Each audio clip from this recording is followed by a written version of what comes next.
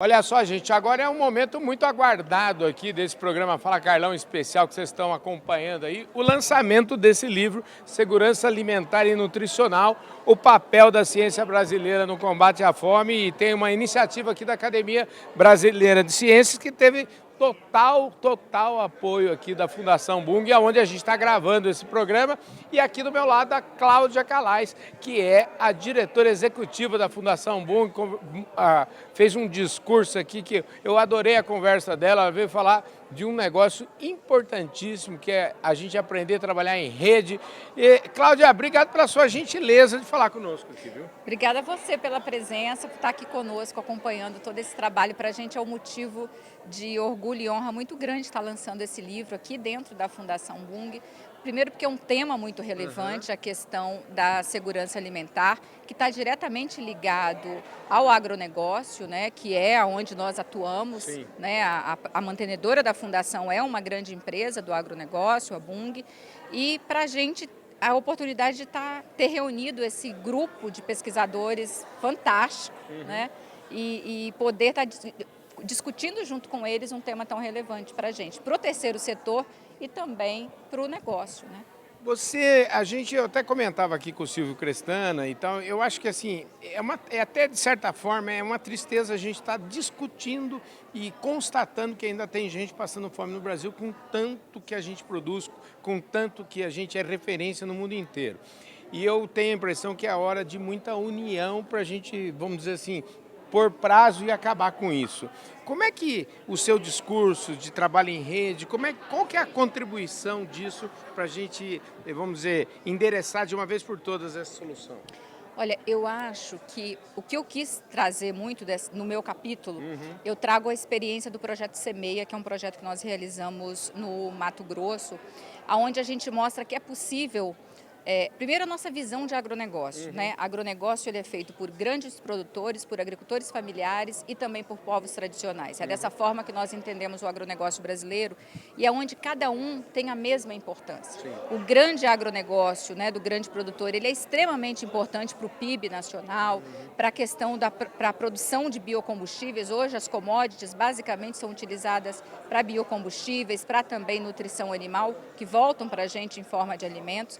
Mas a mesma importância tem o agricultor familiar, que é responsável por grande parte dos produtos que nós consumimos, desde a hora que nós acordamos até a hora que nós vamos dormir. Do café da manhã, o nosso jantar vem da agricultura familiar. Você sabe que é por isso até que eu até questiono um pouco essa história, porque para mim o agricultor familiar ele é tão bom, é tão importante, e ele, que eu acho que nem deveria ser chamado de agricultor familiar, ele é um agricultor, né? Exatamente. E é dessa forma que nós entendemos a agricultura brasileira. E o terceiro elemento, tão importante quanto o agricultor familiar e o grande produtor, são os povos tradicionais. A preservação ambiental praticada pelos povos tradicionais por meio da sua tradição, da sua cultura, na manutenção das suas reservas, é fundamental para a biodiversidade do país. E essa biodiversidade é extremamente importante para que o grande produtor continue produzindo e para que o agricultor familiar também continue produzindo. Então, o nosso trabalho é muito voltado para isso, esse projeto. E o segundo ponto que eu trouxe muito nesse capítulo é falando da importância do trabalho em rede. Porque se você olhar na fala dos grandes especialistas do agronegócio que a gente ouviu hoje aqui, nós temos ciência, uma ciência de ponta, principalmente praticada pela Embrapa. Nós temos políticas públicas muito importantes. Nós temos uma qualidade ambiental natural no Brasil, com clima, com água, com solo, fantásticos, grande parte proporcionada, inclusive, pela ciência. Então, se a gente tem tudo isso, se a gente tem recorde de produção, por que as pessoas estão passando fome? E aí, para mim, uma coisa que vem muito forte é em função da nossa incapacidade de trabalhar em rede, de trabalhar em parceria. Porque quando você trabalha em rede, eu tenho uma expertise, eu contribuo com o meu expertise, você tem outro e você traz o seu expertise. E a soma de vários expertises não cansa para ninguém, não sobrecarrega para ninguém, e a somatória de vários saberes, de vários conhecimentos, é que faz com que a gente chegue mais rápido e fácil na solução que a gente quer. Mas o que eu sinto hoje é que existe uma desconexão muito grande entre política pública, entre ciência e entre setor produtivo. E a gente precisa aproximar esses mundos, né? Porque a solução de problemas complexos, como eu trouxe muito na minha fala, ela passa... não pode ser simplista. Problemas complexos exigem soluções complexas também. E soluções complexas precisa de multidiversidade, precisa de multidisciplinaridade, né? Precisa de visões heterogêneas. Eu falei com a Maria Ângela aqui, que eu falei assim, precisa de tudo assim, se for para simplificar mesmo, precisa de união, né? É uma coisa de todos nós, né? A única coisa que a gente pode simplificar é exatamente isso, é ter união. Mas a gente precisa aprender a trabalhar em conjunto. E eu acho que isso ainda a gente precisa percorrer um caminho ainda, vamos dizer assim, não diria longo, mas um caminho ainda árduo nessa direção. A gente tem muita dificuldade desse trabalho em parceria. A ciência, muitas vezes, ela está muito enclausurada nos institutos de pesquisas, nas universidades, né? A política pública, muitas vezes, não dialoga com o setor produtivo, ou o setor produtivo não consegue dialogar com a política pública, com a ciência, que é tão importante. Se o Brasil chegou na liderança da produção de alimentos que nós temos hoje, nos números que nós temos tanto orgulho de falar hoje, esses números se devem à ciência brasileira. Quer dizer, foi a ciência brasileira que colocou a agricultura na posição que ela está.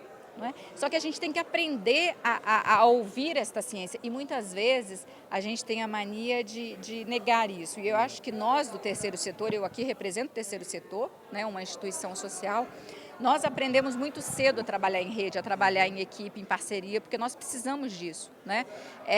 Porque para nós, tão importante quanto o resultado é o processo. Né? E o processo exige parceria, exige participação, exige ouvir os outros. E eu acho que esta é uma lição que o terceiro setor pode trazer e contribuir muito, tanto com o setor produtivo, quanto com o governo, quanto com a academia. Pois é, a gente está vivendo, e hoje até comentava com a Maria Ângela, assim, e eu falei isso num outro evento hoje, mais cedo, né? A gente está vivendo num mundo estranho, e eu digo assim, estranho porque as pessoas hoje em dia têm dado mais valor, às vezes, para um meme na internet do que para um estudo científico. Como é que a gente, em vez de só reclamar disso, como é que a ciência resolve mergulhar de cabeça nisso, falar assim, a ciência começa a fazer comunicação melhor e como é que o governo começa a entender melhor? Qual que é a receita? Aqui na Fundação Bung, qual que é a receita de vocês? Eu diria assim, eu não diria que a gente vive num mundo estranho, acho que a gente está vivendo cada vez mais um mundo complexo. O mundo está muito mais complexo. E complexo justamente por isso, como você trouxe a questão do meme, né? Quando eu me formei, há 20 e tantos anos atrás, a grande luta que a gente tinha na área, eu sou formada em comunicação social, e a grande luta que a gente tinha que era a democratização do acesso à informação. Como é que mais pessoas têm acesso à informação, né? Hoje é totalmente ao contrário. Hoje todo mundo tem acesso à informação na palma da mão, pelo smartphone, pelo celular, né? Hoje o desafio é o contrário, como que eu tenho acesso a uma informação de qualidade. Eu acho que este é o grande desafio. Só que a gente ainda tem, e o Silvio Crestano trouxe muito isso na fala dele, na palestra, quando ele colocou o seguinte, infelizmente nós temos pessoas que estão comandando institutos ou empresas ou em governo que ainda têm uma mentalidade, não de século XXI, que é o século que nós estamos, mas de século XX e alguns ele colocou até do século XIX, né? Porque eu acho que a gente ainda quer lidar com problemas complexos de forma muito simplista, né? Muito simplificada. E problemas complexos exigem também soluções complexas. E soluções complexas passa pela conexão de vários. Tem que ter vários saberes, tem que ter vários olhares, tem que ter vários pensares. E eu acho que isso é um pouco o que o terceiro setor, o que a Fundação Bung tem feito muito nas discussões que ela tem promovido, é trazer vários atores para essas discussões, é trazer várias visões para a discussão de um mesmo tema, porque nós não somos absolutos em nós mesmos, não é isso? Esse mundo de hoje, com tanto acesso à informação, com tantas possibilidades que a gente tem, e isso eu estou falando da criança ao idoso, do pobre ao rico, essa informação ela está circulando muito mais.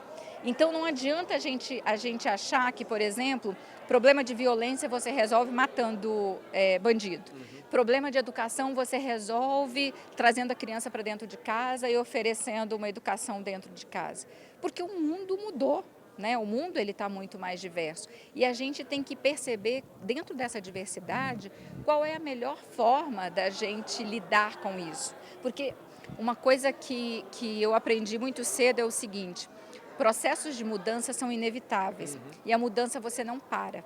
Ou você se junta a ela e tenta entender qual é o caminho que ela está indo, ou você fica para trás nesse A processo. mudança é igual o tempo, viu? Isso. Ela não pede licença. Não pede licença, você pode tentar segurar no meio das mãos, mas não dá, ela Eu digo que acontece. assim, a mudança é a única certeza da vida. É a única certeza. E a única decisão que nós temos que tomar é o seguinte: eu me agarro ou não a ela.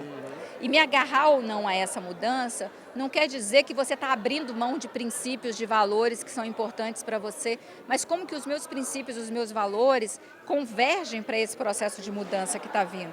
E aí eu cito um exemplo simples, por exemplo, no passado, por exemplo, se você perguntasse para minha avó, né, no século passado, se você perguntasse para minha avó onde é que era o lugar de criança, ela ia falar assim: olha, criança tem que estar ajudando porque é melhor ela estar trabalhando do que ela estar na rua, porque enquanto ela está trabalhando ela está aprendendo.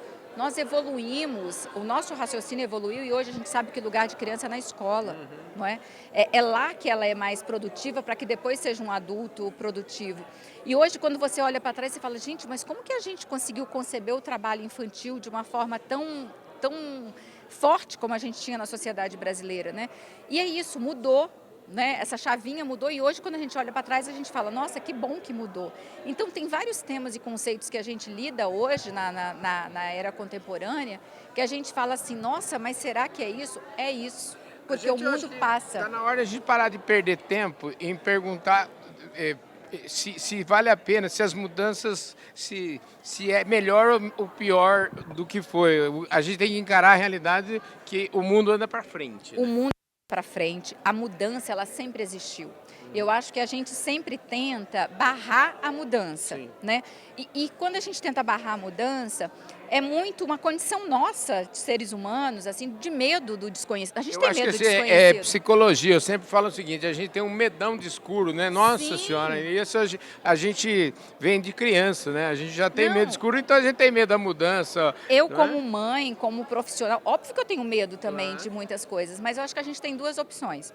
Ou a gente tenta entrar debaixo da cama, né, e fingir que ela não está acontecendo, ou a gente tenta entender o que está acontecendo e tentar acompanhar. Eu diria que o modo mais inteligente de lidar com a mudança é tentar entender o que está acontecendo e tentar acompanhar. Isso não quer dizer que você está abrindo mão dos seus princípios, dos seus valores, mas é isso que você colocou: o mundo evolui, as coisas evoluem, né? A gente vivia na tração animal, hoje a gente teve uma revolução industrial, hoje a gente já está falando de indústria 4.0. Tipo assim, se você falar com uma pessoa do século passado, ela vai falar: nossa, mas isso é muito complicado. Mas para nós que vivemos no tempo presente, a gente fala: que bom que a gente tem a internet, né? Que bom que a gente tem a conectividade. E eu acho que isso é o nosso grande desafio da sociedade moderna, assim, como é que a gente encara esses processos de mudança, né? Ô, Cláudia, a gente poderia continuar essa conversa aqui por muito tempo, viu? Mas eu acho que a gente até já estourou o nosso tempo. Eu queria te agradecer muito o convite para estar aqui, dizer que o programa Fala Carlão, é um programa de agenda positiva. A gente tem mais ou menos umas 6.500 entrevistas gravadas, a gente trabalha só com agronegócio, nós participamos das duas últimas COP, participamos da COP no Egito, participamos da COP em Dubai, vamos participar da COP no Azerbaijão. Esse negócio de meio ambiente, mudanças climáticas está no nosso radar desde sempre, então conte conosco para o que a gente puder ajudar e ser parceiros aqui de vocês, estamos juntos, viu? Muito obrigada, é um prazer recebê-los aqui na nossa casa e que bom que vocês puderam acompanhar o lançamento do livro, porque eu acho que é um tema extremamente importante e relevante, porque do mesmo jeito que a gente está falando de processos de mudança, que a gente está falando de vamos dizer assim, de um tempo atual, contemporâneo, a gente infelizmente ainda está falando de fome. Pois é, esse assunto, eu comecei a minha conversa com o Crestana dizendo assim: ô Silvio, já não estava na hora, a gente nem está falando mais desse assunto, é uma coisa inacreditável, né? É inacreditável, né? Mas para ver que o ser humano, ao mesmo tempo que ele pode propulsionar grandes ideias, grandes mudanças, mas tem questões ainda que para a gente são muito caras e aí a gente precisa evoluir um pouquinho mais, né? Eu quero evoluir nesse tema com você. Uma das coisas que eu quero saber é o seguinte: se a gente tem um plano para falar o seguinte, tal data a gente vai parar de falar desse assunto, porque ele não vai, simplesmente não vai existir mais. Mas isso é conversa para outro dia, viu, Cláudia? Outro dia, até porque eu acho que a gente nunca vai parar de falar dele, acho que a gente melhora. Mas parar, infelizmente, acho que não. Pois é, mas fome, né, gente? A gente produz tanta comida, vamos parar com isso. Obrigado pela sua audiência, obrigado, viu, Cláudia? Eu que te agradeço. Adorei a conversa. Nem Obrigada. deu tempo, você vai ter que dar uma outra entrevista para mim, porque você sabe que eu faço uma descrição. Ninguém nasce diretor executivo de nada, todo mundo tem uma história. A sua história você vai contar num outro programa para mim, pode ser? Com muito prazer. É isso aí, gente. Esse foi mais um Fala Carlão, sempre, sempre na prateleira de cima do agronegócio brasileiro. Valeu, a gente se vê no nosso próximo programa.